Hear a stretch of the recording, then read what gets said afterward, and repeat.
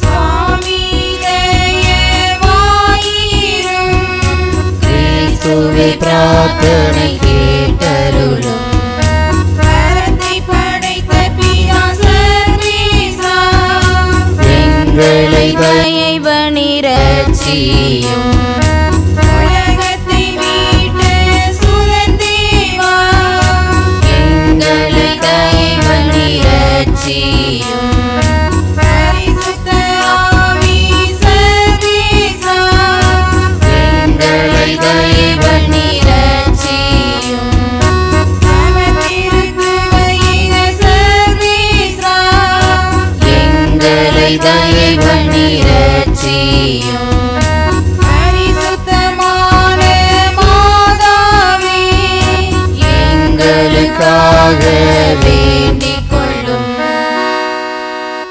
கன்னி தாயாருக்கு மகா சுறுசுறுப்புடனே ஊழியம் செய்து வந்த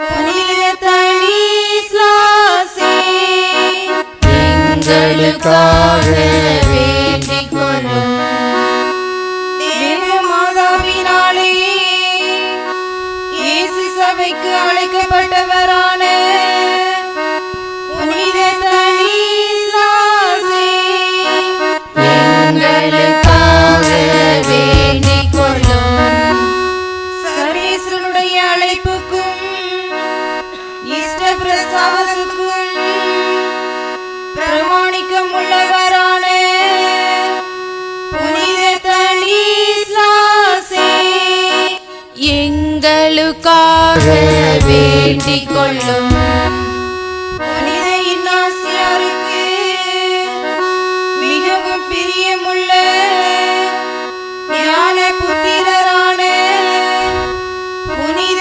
தனிஸ்லாசே எங்களுக்காக வேண்டிக் கொள்ளும் இயேசு சபைக்கு மிகவும் அலங்காரமான புனித தனிஸ்லாசே எங்களுக்காக வேண்டிக் கொள்ளும் உலகத்தையும் ஐஸ்வர்யத்தையும் நிந்தித்தவரான புனித தனிஸ்லாசே எங்களுக்காக வேண்டிக் கொள்ளும் சகல அபேட்சங்களையும் அடக்கினவரான புனித தனிஸ்லாசே எங்களுக்காக வேண்டிக் கொள்ளும் சந்நியாசத்தின் ஒழுங்குகளை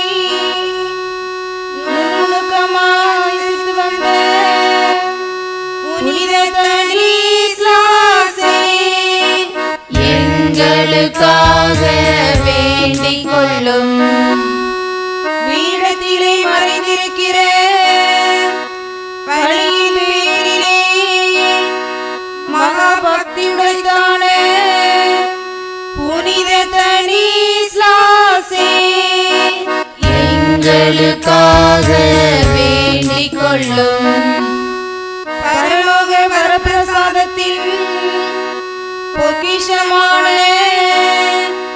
புனித தனிஸ்லாசே எங்களுக்காக வேண்டிக் கொள்ளும் கீழ்ப்படிதலுக்கும் தாழ்ச்சிக்கும் மாதிரிகையான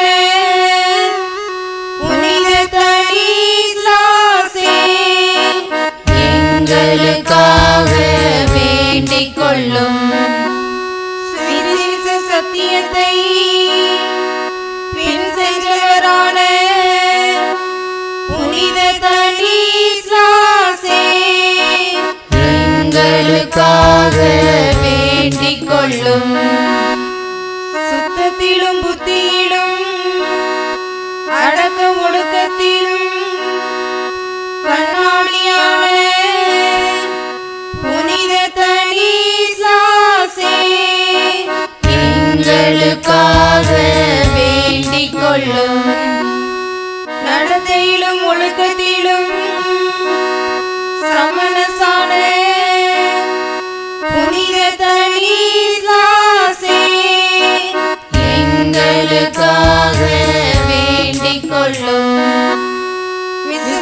விருப்பத்தினாலும் ஆசையினாலும் வேத சாட்சியான புனித தனிஸ்லாசே எங்களுக்காக வேண்டிக் கொள்ளும்.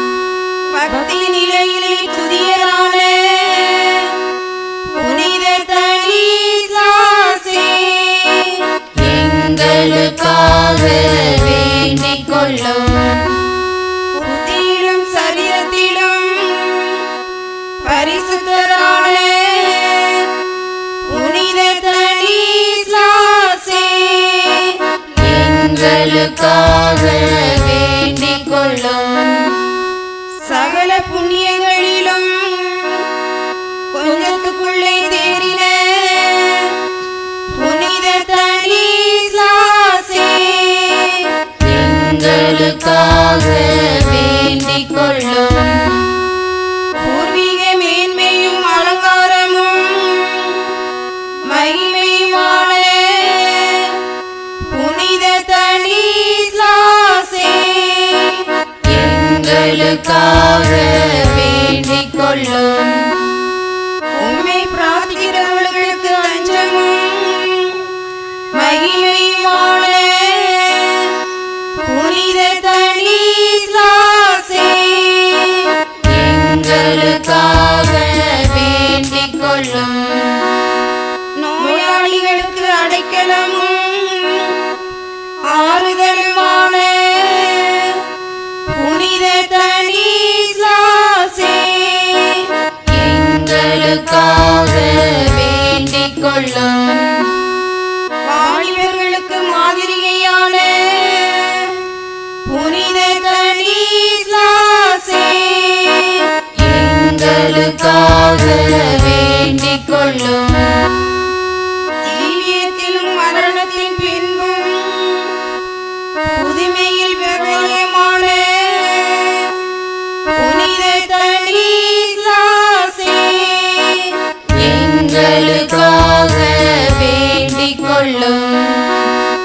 பரம வீட்டில் மட்டில்லா பாக்கியம் பெற்று வாழும் புனித தனிஸ்லாசே எங்களுக்காக வேண்டிக் கொள்ளும். எங்கள் ஊரின் பாதுகாவலரான புனித தனிஸ்லாசே எங்களுக்காக வேண்டிக் கொள்ளும். எங்களுக்கு நல்ல மழையை பொழிய செய்கிறவரான புனித தனிஸ்லாசே எங்களுக்காக வேண்டிக் கொள்ளும்.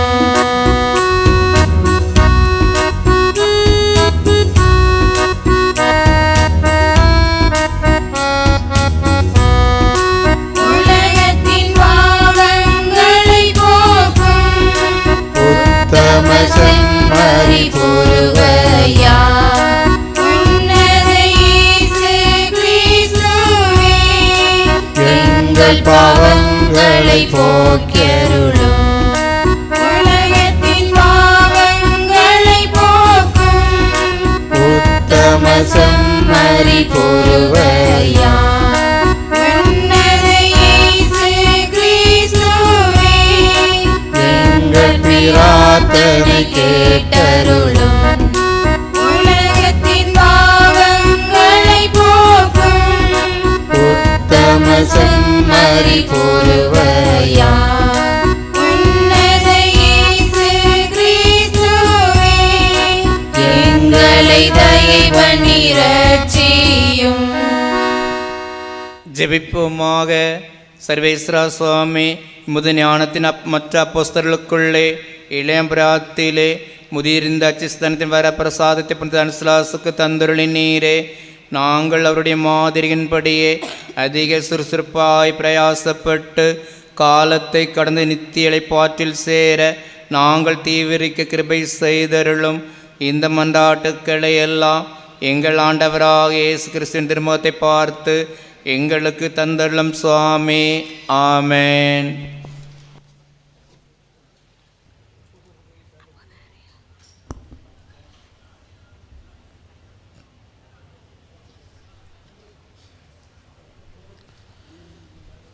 நற்செய்தி வாசகத்திற்காக எழுந்திருப்போம்.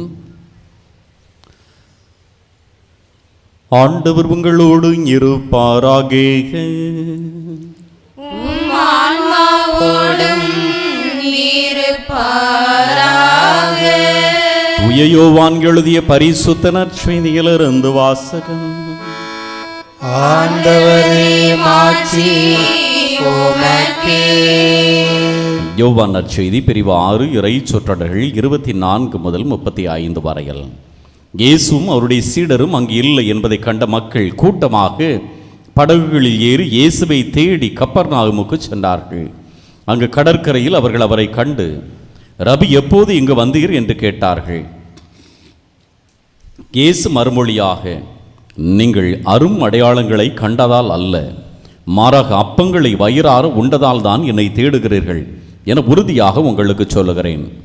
அழிந்து போகும் உணவிற்காக உழைக்க வேண்டாம், நிலை வாழ்வு தரும் அழியாத உணவிற்காக உழையுங்கள். அவ்வுணவை மானிட மகன் உங்களுக்கு கொடுப்பார். ஏனெனில் தந்தையாகிய கடவுள் அவருக்கே தம் அதிகாரத்தை அளித்துள்ளார் என்றார். அவர்கள் அவரை நோக்கி, எங்கள் செயல்கள் கடவுளுக்கு ஏற்றவையாக இருப்பதற்கு நாங்கள் என்ன செய்ய வேண்டும் என்று கேட்டார்கள். இயேசு அவர்களை பார்த்து, கடவுள் அனுப்பியவரை நம்புவதே கடவுளுக்கு ஏற்ற செயல் என்றார். அவர்கள், நாங்கள் கண்டு உம்மை நம்பும் வகையில் நீர் என்ன அருமடையாளம் காட்டுகிறீர்? அதற்காக என்ன அரும் செயல் செய்கிறீர்? எங்கள் முன்னோர் பாலினத்தில் மன்னாவை உண்டனரே, அவர்கள் உண்பதற்கு வானிலிருந்து உணவு அருளினார் என்று மறைநூலிலும் எழுதப்பட்டுள்ளது அல்லவா என்றனர். இயேசு அவர்களிடம், உறுதியாக உங்களுக்கு சொல்லுகிறேன், வானிலிருந்து உங்களுக்கு உணவு அருளியவர் மோசே அல்ல, வானிலிருந்து உங்களுக்கு உண்மையான உணவு அருள்பவர் என் தந்தையே. கடவுள் தரும் உணவு வானிலிருந்து இறங்கி வந்து உலகுக்கு வாழ்வு அளிக்கிறது என்றார். அவர்கள், ஐயா, இவ்வுணவை எங்களுக்கு எப்போதும் தாரும் என்று கேட்டுக்கொண்டார்கள். இயேசு அவர்களிடம், வாழ்வு தரும் உணவு நானே, என்னிடம் வருபவருக்கு பசியே இராது, என்னிடம் நம்பிக்கை கொண்டிருப்பவருக்கு என்றுமே தாகமிராது என்றார். ஆண்டவரின் அருள் வாக்கு. கிறிஸ்துவில் அன்பிற்குரியவர்களே, புனித ஸ்தனிஸ்லாஸ்யாருடைய திருவிழாவை கொண்டாடி கொண்டிருக்கிற உங்கள் ஒவ்வொருவருக்கும், அருள் தந்தையர்கள் அனைவருக்கும் என்னுடைய திருவிழா வாழ்த்துக்களை மகிழ்ச்சியோடு தெரிவித்துக் கொள்ளுகின்றேன். அன்பிற்குரியவர்களே, மனிதராக பிறந்த எல்லோருக்குமே வாழ்வில் உயர்நிலையை அடைய வேண்டும். மண்ணில் பிறந்தாலும் விண்ணிற்குரிய நிலையை நாம் பெற்றுக்கொள்ள வேண்டும், சிறப்படைய வேண்டும், வாழ்வில் முன்னேற்றம் அடைய வேண்டும், வெற்றி பெற வேண்டும் என்கின்ற ஏக்கம் மண்ணுலகில் பிறந்த ஒவ்வொருவருக்கும் உண்டு என்பது நாம் அறிந்த ஒன்று. இந்த உலகத்திலே மனிதன் வெற்றி பெற விரும்புகின்றான். ஆக உயர்வை நோக்கி அடைய, உயர்வை நோக்கி செல்வதற்கு அவன் விரும்புகின்றான். ஆக அந்த ஒரு உயர்ந்த நோக்கத்திற்காக மனிதன் தேடிக்கொண்டே இருக்கிறதை காணுகின்றோம். உயர்வானதை வாழ்க்கையிலே பெற்றுக்கொள்ள வேண்டும் என்பதற்காக ஒரு திருவிழா நடந்ததாம். திருவிழாவிலே கணவனும் மனைவியும் திருவிழாவிற்கு சென்றார்கள். மனைவி கணவனை தொலைத்து விட்டார். எனவே திருவிழா கூட்டத்திலே கணவரை தேடி தேடி பார்த்தார், கிடைக்கவே இல்லை. எனவே காவல் நிலையத்தில் சென்று புகார் செய்வதற்கு அவர் சென்றார். என்னுடைய கணவனை காணவில்லை, நீங்கள் கண்டுபிடித்து தாருங்கள் அப்படி என்று. உடனே அங்கே இருந்த அவர்கள் அடையாளங்கள் கேட்டார்கள். சரி, ஒரு கம்ப்ளைண்ட் எழுதி கொடு, உன் கணவன் எப்படி இருப்பான் அப்படின்ட்டு. என்னுடைய கணவன் அப்படி அரவிந்த் சாமி மாதிரி, எம்ஜிஆர் மாதிரி தகதகண்ணி நல்ல மின்னுக்கிற கலரில் இருப்பான் அப்படின்னாரு. அப்புறம் வேறு அடையாளம் என்ன அப்படி சொல்லுகிறவளு, ரஜினி மாதிரி ஸ்டைலாக, இப்போ சர்க்காலத்தில் சிம்பு மாதிரி ஒரு ஸ்டைலாக இருப்பார் அப்படி இப்படின்னு சொன்னாங்க. அடுத்தால என்ன, அவர் குரல் எஸ்பிபி குரல் மாதிரி இப்படி கணீர்னு இருக்கும் அப்படி சொன்னாங்க. அங்கே இருந்து இதை கேட்டுக்கிட்டு இருந்தார். உடனே அவர், ஏம்மா உன் கணவன் எனக்கு தெரியுமே, அவன் அப்படி எல்லாம் இருக்க மாட்டானே, கருகரணிலாம் இருப்பான், கட்டையாக ஒரு மாதிரி கழுத மாதிரி ஒரு மாதிரி குரல்லாம் இருக்கும், நீ எப்படி சொல்கிற அப்படின்னு. உடனே அந்த மனைவி சொன்னாங்களாம், நான் சொல்கிற அடையாளத்தில் எனக்கு ஒரு கணவரை கண்டுபிடிச்சி தர முடியுதுன்னா கண்டுபிடிச்சி தாங்க, இல்லைன்னா வாயை மூடிக்கிட்டு இருங்க அப்படின்னாராம். அன்பிற்குரியவர்களே, மனிதர்கள் ஒவ்வொருவருமே இத்தகைய உயர்நிலைக்கான தேடலிலே இருக்கிறதை காணுகிறோம். அந்த உயர்வான தேடல், வாழ்க்கையில் உயர்வான தேடல் என்று சொன்னால் அது நமக்கு எதுவாக இருக்கிறது? ஒரு நல்ல வேலை, அல்லது நல்ல ஒரு சம்பளம், அல்லது நல்ல மனைவி, நல்ல கணவன், நல்ல பிள்ளைகள், நல்ல படிப்பு, நல்ல பதவி, நல்ல பட்டம், அல்லது புகழ்ச்சி, நல்ல உடல்நிலை. இதை தான் நாம் வாழ்வில் உயர்வானதாக, அல்லது ஒரு நல்ல வீடு, இல்லையா? இதைத்தான் நாம் வாழ்வில் உயர்வானதாக நாம் தேடிக்கொண்டே இருக்கிறோம். அன்பிற்குரியவர்களே, உண்மையிலே பார்க்க போனோம் என்று சொன்னால் இவையெல்லாம் வாழ்க்கையின் மிக உயர்ந்த நோக்கங்கள் அல்ல என்பதைத்தான் நம்முடைய பாதுகாவலர் இந்த தனிஸ்லாஸ் நமக்கு சொல்லித் தருகிறார். ஆக நாம் இவற்றிற்காக படைக்கப்படவில்லை. இதையெல்லாம் தாண்டிய ஒரு உயர்வான நோக்கம், உயர்வான செயலுக்காக நாம் படைக்கப்பட்டிருக்கிறோம் என்பதைத்தான் நம்முடைய பாதுகாவலர் நமக்கு சுட்டி காட்டுகிறார். ஆக இத்தகைய உயர்வான நோக்கம் எது என்பதை அவர் தன்னுடைய மொழியிலே சொல்லுவார். அப்படின்னு சொன்னால் ஆங்கிலத்தை I was born for greater things, மேன்மையான உயர்ந்த காரியங்களுக்காகவே நான் பிறந்திருக்கிறேன் என்பதுதான் அவருடைய வாழ்க்கையினுடைய நோக்கமாக இருந்தது. வாழ்க்கையிலே மேன்மையான உயர்வான நோக்கம், அந்த நோக்கம் என்ன நோக்கம், அந்த உயர்வு என்ன என்பதைத்தான் தன்னுடைய வாழ்க்கையிலே தேடி தேடி கண்டுபிடித்தவராக புனித தனிஸ்லாஸ் தன்னுடைய வாழ்க்கையிலே திகழ்ந்தார். அவருடைய வாழ்க்கையிலே பார்க்கிற பொழுது இந்த உயர்வான நோக்கம் என்பது தன்னுடைய புனித வாழ்க்கையினால் கடவுளுக்கு நெருக்கமாகுவது, கடவுளோடு நெருங்கி உறவு கொள்வது, ஏன் கடவுளையே தன் வசப்படுத்துவது, அதைத்தான் இன்றைக்கு தலைப்பாக நம்முடைய பங்கு தந்தையவர்கள் கொடுத்திருக்கின்றார்கள்.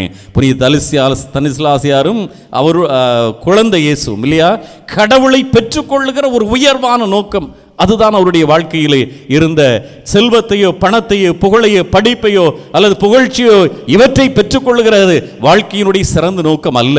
கடவுளை பெற்றுக்கொள்வதுதான் சிறந்த நோக்கம். அதற்காகத்தான் தன்னுடைய வாழ்க்கையை அர்ப்பணித்தவராக வாழ்ந்தவராக இருந்தார். இந்த திருவிழா காலங்களிலே நாம் நம்முடைய பாதுகாவலரை பற்றி, அவருடைய வாழ்க்கையை பற்றி நம்ம எல்லாருக்கும் நல்லா தெரிஞ்சிருக்கும். ஒவ்வொரு நாளும் உள்ள தலைப்புகளும் ஒன்றோடு ஒன்று தொடர்புள்ள ஒன்றதாகத்தான் இருக்கிறது. இருந்தாலும் உங்களுக்கு நான் ஞாபகப்படுத்துவதற்கு கடமைப்பட்டிருக்கிறேன். அவர் எந்த நாட்டில் பிறந்தார்? போலந்து நாட்டில் இல்லையா?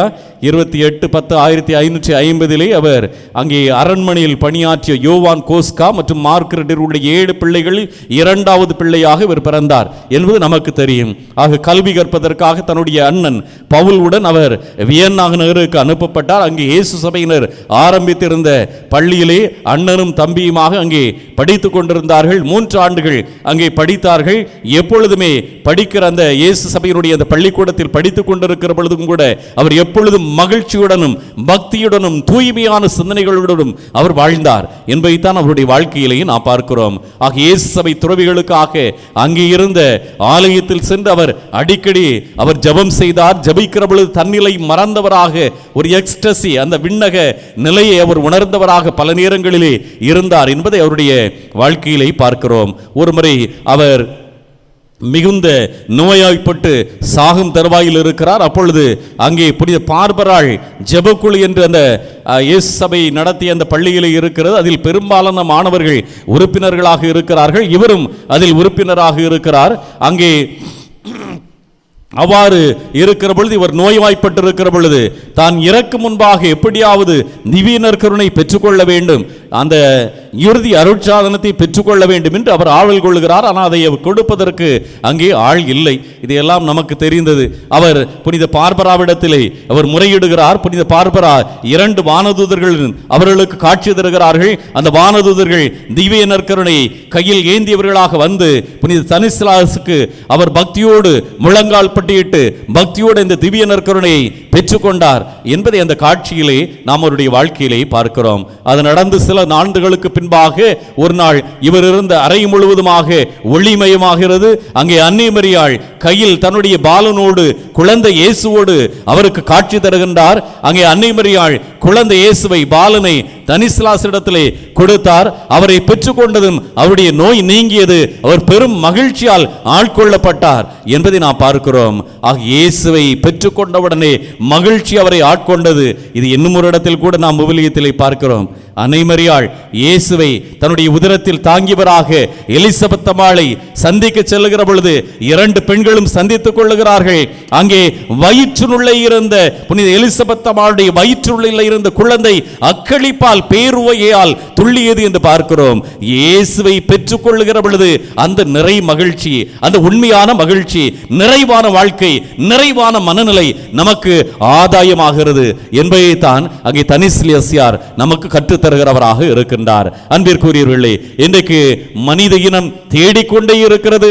இந்த உயர்வானதை, உயர்வான வாழ்க்கையை, உயர்வான மகிழ்ச்சியை, உயர்வான ஒரு சிந்தனையை தேடிக்கொண்டே இருக்கிறது. ஆனால் கிடைத்த பாடு இல்லை. ஏனென்று சொன்னால் நாம் சரியானவற்றை தேடுகிறோமா என்பதுதான் நமக்கு முன்பாக உள்ள கேள்வியாக இருக்கிறது. புனித தனிஸ்லாசியார் நமக்கு கற்றுத்தருவது சரியானவற்றை சரியான இடத்திலே தேட வேண்டும் என்பதுதான். ஒரு தோட்டத்திலே ஒரு பூச்சி இருந்தது. அது தன்னுடைய உணவை தேடி அலைந்து கொண்டிருந்தது. அங்கே நிறைய வண்ணம் பூசப்பட்ட குச்சிகள் நட்டு வைக்கப்பட்டிருந்தது.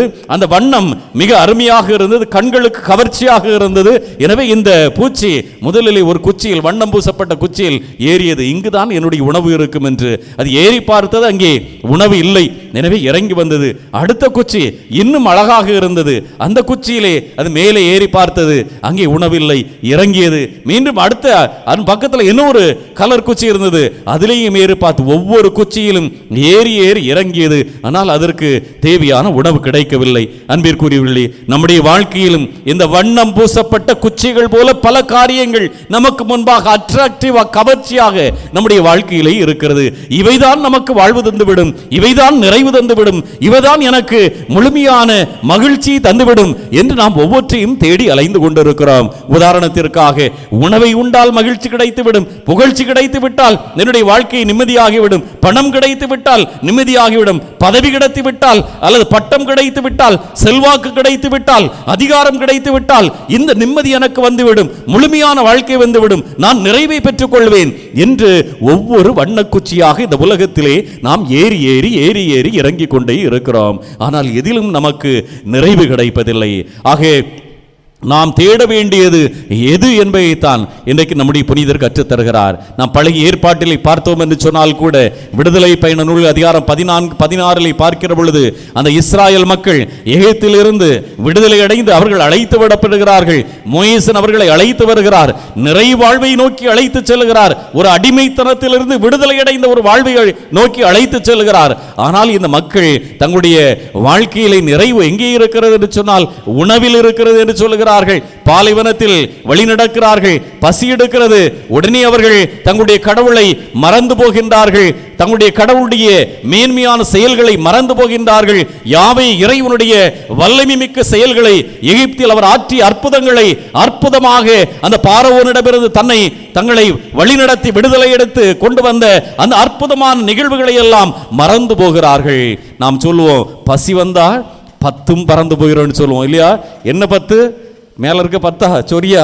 பசி வந்தால் 10 பறந்து போகும். என்ன 10 பறந்து போனா?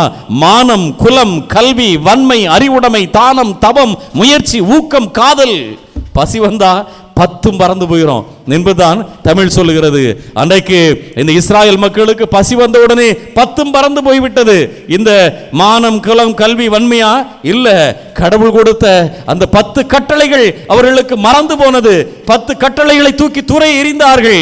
அவர்கள் அந்த இறைவனையே மறந்தவர்களாக அவர்கள் மாறி போனார்கள். ஆக உணவில் தான் எங்களுக்கு நிறைவு என்பதை அவர்கள் சிந்தித்தவர்களாக உணவை நோக்கி, எங்களுக்கு காடை கிடைக்குமா, எங்களுக்கு அருமையான உணவு கிடைக்குமா, என்ன கிடைக்கும், அங்கு நாங்கள் என்னெல்லாமோ சாப்பிட்டோமே என்று உணவுதான் நிறைவு என்று உணவை தேடிக்கொண்டிருந்தார்கள். அன்பிற்குரியவர்களே, வாழ்க்கையின் நோக்கமே உணவுதான் என்று சிந்தித்துக் கொண்டிருக்கிற ஒரு கூட்டம் உண்டு. நம்முடைய இந்தியிலே சர்வாகாஸ் என்று சொல்வார்கள், மேற்கத்திய நாடுகளிலே எபிக்கூரியனிசம் என்று சொல்வார்கள். வாழ்வில் மகிழ்ச்சி, நிறைவு என்பது உண்பதிலும் குடிப்பதிலும் மட்டுமே. எனவே உண்டு குடித்து இன்புற்று கழித்திரு என்பதுதான் அவர்களுடைய கொள்கையாக, தத்துவமாக இருக்கிறது. அன்பிற்குரியவர்களே, இன்றைக்கும் மனிதர்கள் இத்தகைய தவறான தேடல்களிலே தங்களுடைய வாழ்க்கையை அமைத்துக் கொண்டிருக்கிறதை காணுகிறோம். இதை வியாபாரிகள் சரியாக பயன்படுத்திக் கொள்ளுகிறார்கள், விளம்பரங்கள் போடுகிறார்கள். நீங்கள் இதை பயன்படுத்திவிட்டால் உங்களுடைய வாழ்வு இப்படி மாறிவிடும், நீங்கள் இந்த பொருளை வாங்கிவிட்டீர்கள் என்று சொன்னால் உங்களுடைய மகிழ்ச்சி நிறைவு பெற்றுவிடும், நீங்கள் இந்த கிரீமை வாங்கி போட்டீங்கன்னு சொன்னா உங்களை பின்னாடி எல்லாரும் உங்க பின்னாடியே வந்துருவாங்க. விளம்பரங்கள் இதை சரியாக பயன்படுத்திக் கொள்ளுகிறது. அன்பிற்குரிய அவுட்லுக் என்கின்ற ஒரு ஆங்கில இதழிலே எடுக்கப்பட்ட ஒரு சர்வே, ஒரு புள்ளி விவரம், மக்கள் தங்கள் பணத்தை எவற்றிற்காக அதிகம் செலவழிக்கிறார்கள் என்று ஒரு புள்ளி விவரம் எடுத்தார்கள்.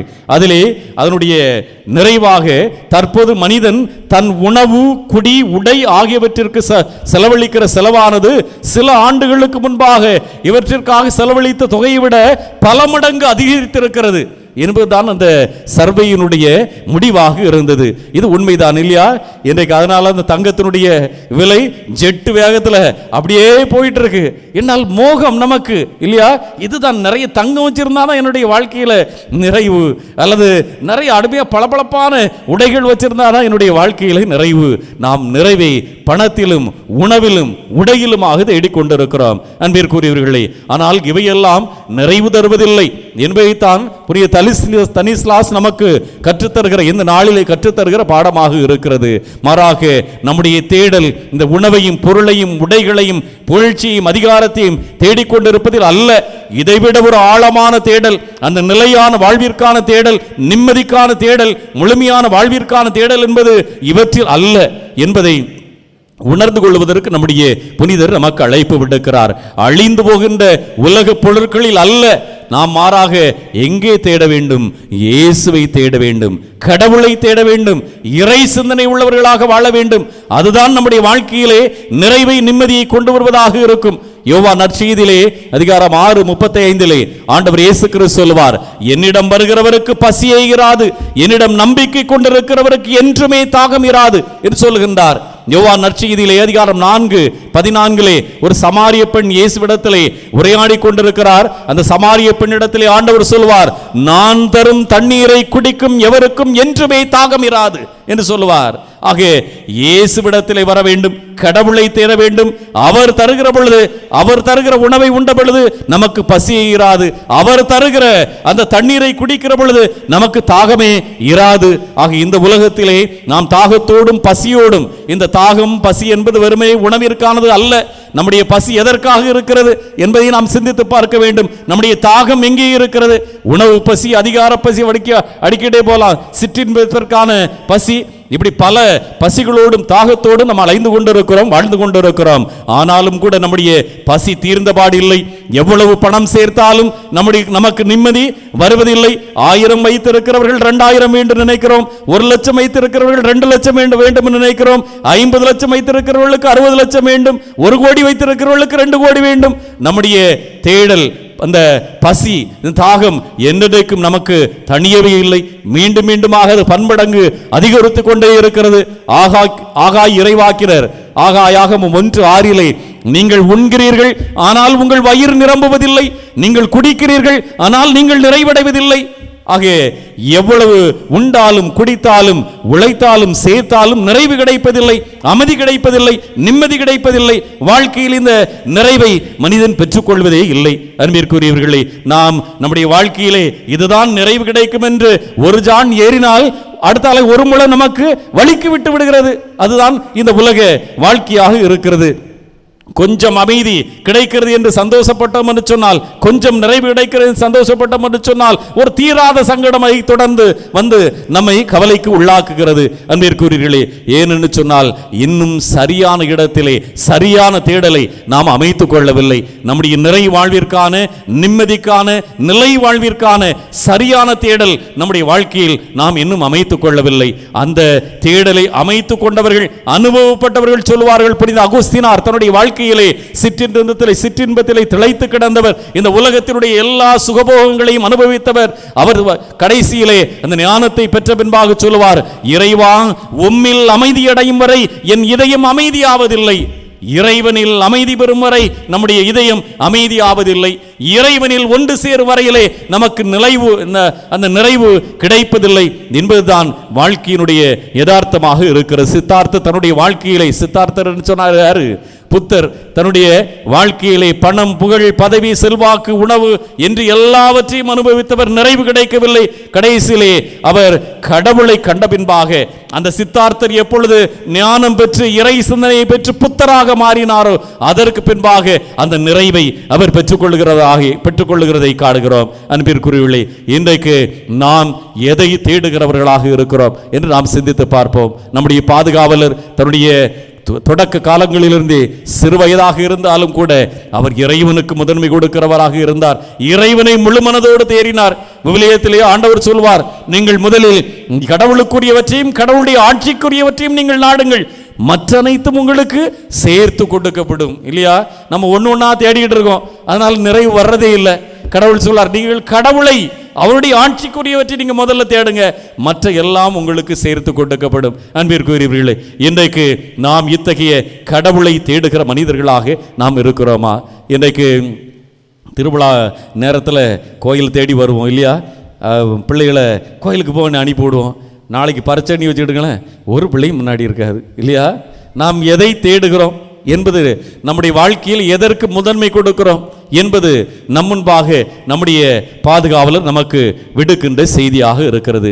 அன்பிற்குரியவர்களே, திருப்பாடல் 42:1-2 வசனங்களிலே, கலைமான்கள் நீரோடையை ஆர்வமோடு நாடுவது போல உயிருள்ள இறைவன் மீது என் ஆன்மா தாகம் கொண்டுள்ளது என்று திருப்பாடல் ஆசிரியர் சொல்லுவார். நீரோடைகளை எவ்வளவு தாகத்தோடு அந்த கலைமான்கள் தேடுகிறதோ அவ்வாறு அவ்வளவு ஆர்வத்தோடு, அவ்வளவு தாகத்தோடு, அவ்வளவு வாஞ்சியோடு நாம் இறைவனை தேடுகிற பொழுது அந்த இறைவன் நம்மிடத்திலே வருகிறார். எப்படி நம்முடைய பாதுகாவலுடைய கரங்களிலே அந்த குழந்தை இயேசு வந்து தவழ்ந்தாரோ, எப்படி அந்த பாதுகாவலுடைய வாழ்க்கையிலே குழந்தை இயேசு வந்து அவருடைய நோய் நொடிகளை எல்லாம் தீர்த்தாரோ, எப்படி அவருடைய கரங்களிலே தவழ்ந்து வந்து அவருக்கு உண்மையான மகிழ்ச்சி, நிறைவை, நிம்மதியை அவருக்கு தந்தாரோ, அந்த ஆண்டவரை நாம் ஆவலோடு தேடுகிற பொழுது நாமும் நிறைவை பெற்றுக்கொள்வோம், முழுமையை பெற்றுக்கொள்வோம், முழுமையான மகிழ்ச்சியை பெற்றுக்கொள்வோம் என்பதுதான் நம்முடைய பாதுகாவலர் நமக்கு விடுக்கிற இந்த நாள் செய்தியாக இருக்கிறது. நாம் நம்முடைய வாழ்க்கையிலே இறைவனுக்கு முதன்மையான இடம் கொடுத்து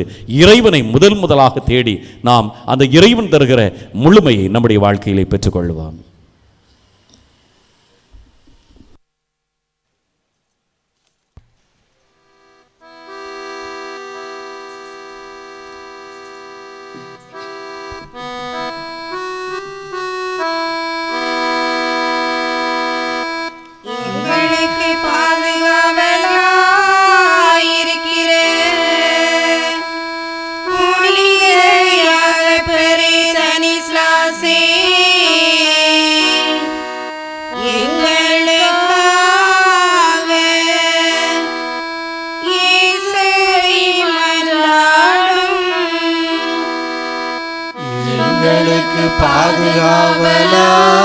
பாதுகாவலாயிருக்கிற புனித யாகப்பரே தனிஸ்லாசே, எங்களுக்காக இயேசுவை மன்றாடும்.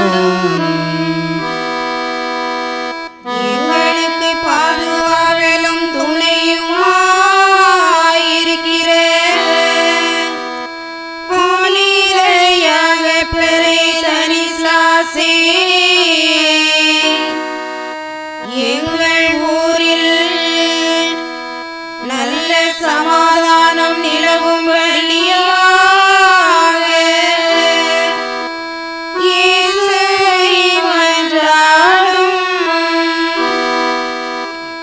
எங்களுக்கு பாதுகாவலும் துணையுமாயிருக்கிற புனித யாகப்பரே தனிஸ்லாசே,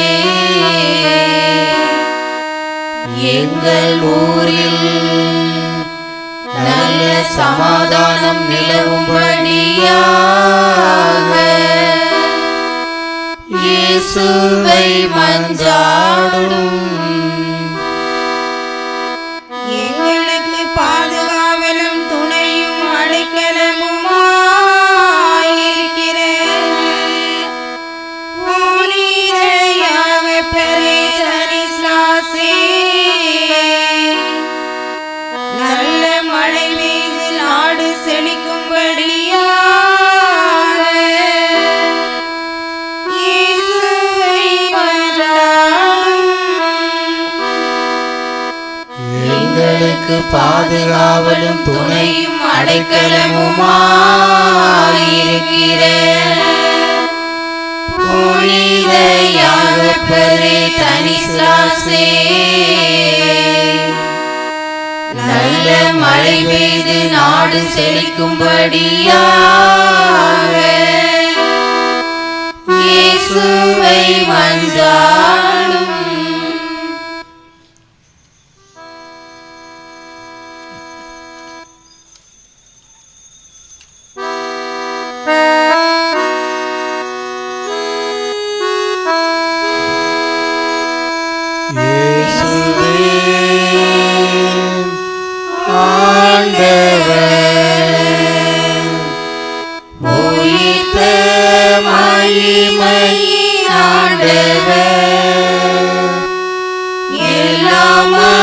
மனிதருடன் வான்படைகளுடன் உம்மை பணிந்து ஆராதிப்போம்.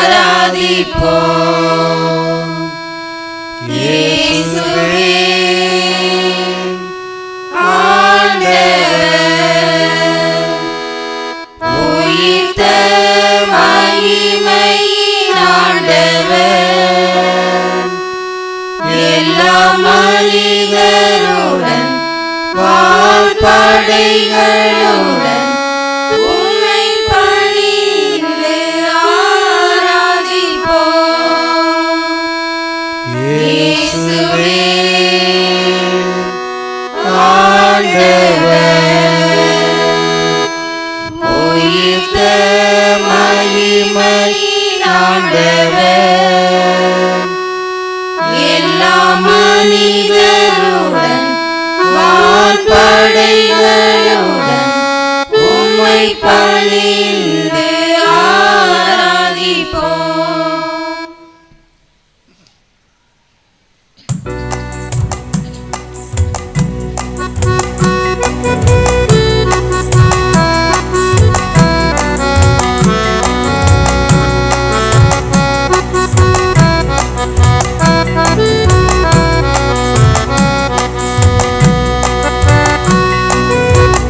அருகில் நான் இருந்தால் துன்பமெல்லாம் இன்பமா இயேசுவே, உன் நினைவில் நான் வாழ்ந்தால் என் வாழும் ஒளியால் இயேசுவே.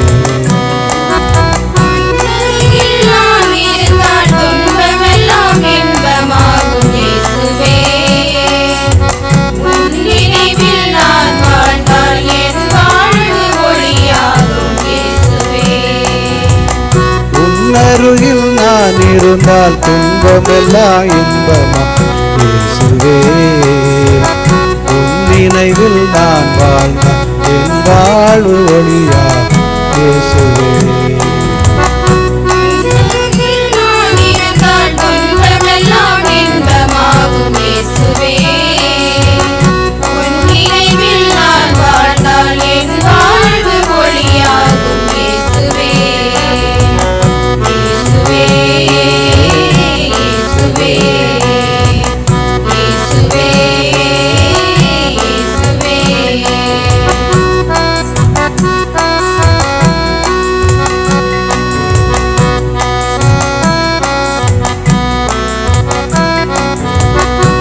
விழியே என் விழியானா,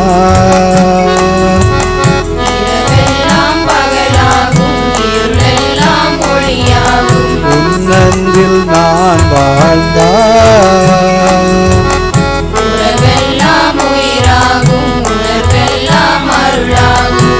உன் விழியின் பார்வையிலே உன் அன்பின் மகிழ்வினிலே, உன் விழியின் பார்வையிலே உன் அன்பின் மகிழ்வினில் கரம் பிடித்து வழி நடத்தும் இயேசுவே.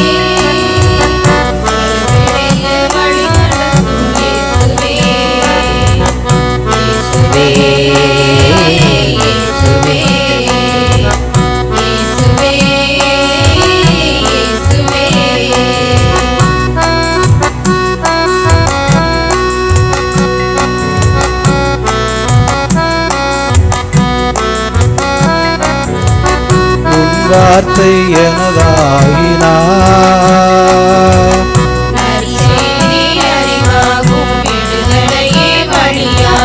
உன் மகிழ்வில் நான் வாழ்ந்தார்,